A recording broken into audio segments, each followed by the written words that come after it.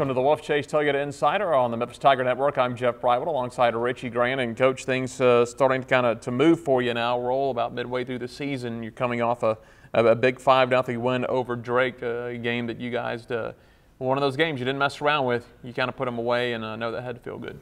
Yep, it felt good, and we, you know, it's one of those matches where things clicked. Obviously, when you score as often as we did, but we really caught a break at the start of the match. I thought we started well, but they had an opportunity and they were on a breakaway that led to a free kick, and they've hit the crossbar from there. And from that possession, we've gone down and scored. Will Linder went on a breakaway the opposite way and took his goal very well.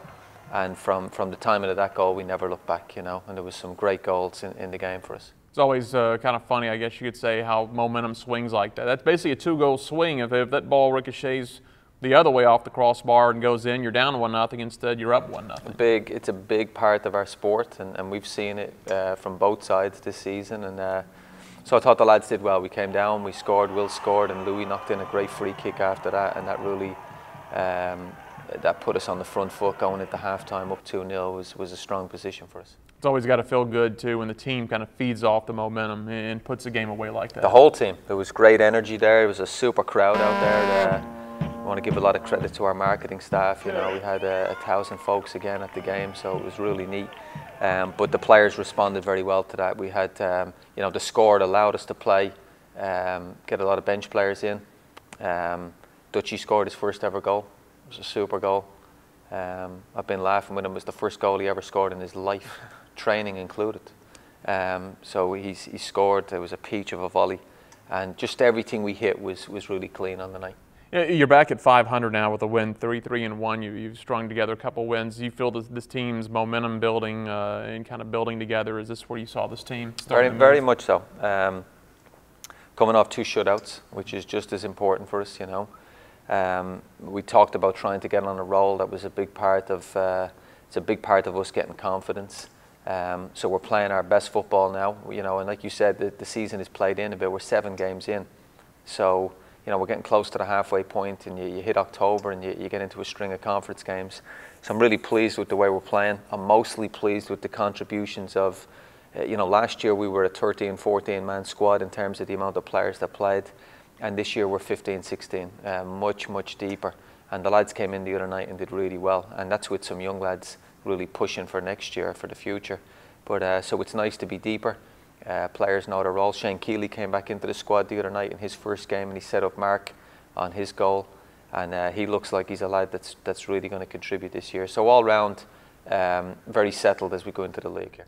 Coach, I know a coach always wants more wins, but at 3-3-1 and the strength of the schedule you've played, that's not bad. In fact, people are recognizing the schedule you've played and what you've done so far. You're back in the regional rankings. You're number 8 in the region, so people realize what this team has done and what it's capable of the rest of the way out. That's not a surprise to me that the region would identify that. We knew we put our lads in a situation this year where the schedule was really critical. We felt we missed out on 1 or 2 RPI points last year, so what we did this year was give ourselves the games, Drake included. Drake was a top 40 team last year, so it made sense to schedule them.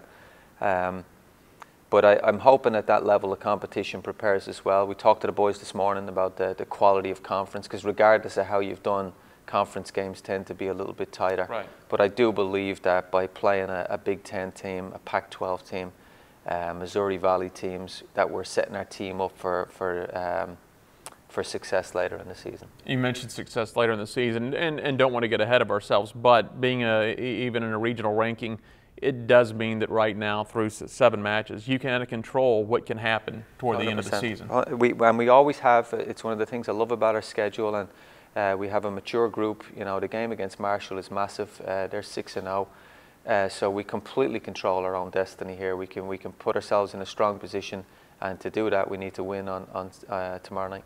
Well, you mentioned Wednesday. Thundering Herd come to town. They're always a very solid match. Tell us about I'm sure you've seen some film already. Tell us about this year's Marshall Club. This is one of their stronger teams. I mean, undefeated at this stage is very impressive to have 6 wins and no losses. Bobby Gray, our coach, is a key piece. He always puts a good team together. Very athletic group, and he's got a couple of special ones up front. in Tom Jackson. He has a goal scorer that's difficult to mark, and he has an eye for goals, so we'll have to pay close attention to him. But wide forwards, he's good. They're athletic, they're tough. You know that you're going to get a competitive team, so I have a lot of respect for Bobby's teams, and we'll have to be very well prepared for tomorrow night, which I think we are. You also have a weekend road game up at Kentucky. Man, doesn't matter who you play, a road game's always tough. It's even tougher when you played in conference. Yeah, and a new coach there, and they've had a couple of big wins. They beat Louisville away from home, which is really impressive. Beat Evansville last week, so yeah, it's going to be a tough start to the league. You mentioned the maturity of this team, so I'm sure they realize, like you do, because you've coached for a long time. You know how things work. You can't get ahead of yourself. You can't win a league the first weekend of conference play, but if you don't get off to a decent start the first 2 or 3 weeks, you can play yourself out of it. So a good start's very key. We've been very good group there. Their experience has helped because we have just managed that situation. The players know how important tomorrow is. They knew how important it was 2 games ago in terms of trying to generate some momentum coming off the back of the UAB tournament, a tough loss in extra time to Washington, and look at the response from our team. Since then, we haven't conceded a goal. We've scored 6, closed out a game against FDU, a good, skillful team. And so I think we're in really good shape and starting to peak in the way we're playing. All right, Coach. Well, that home game again is going to be Wednesday at Micro Soccer Complex against Marshall as you open up Conference USA. Coach, as always, we appreciate it. Thank you. That is Richie Grant. I'm Jeff Brightwell for the Wolfchase Toyota Insider on the Memphis Tiger Network.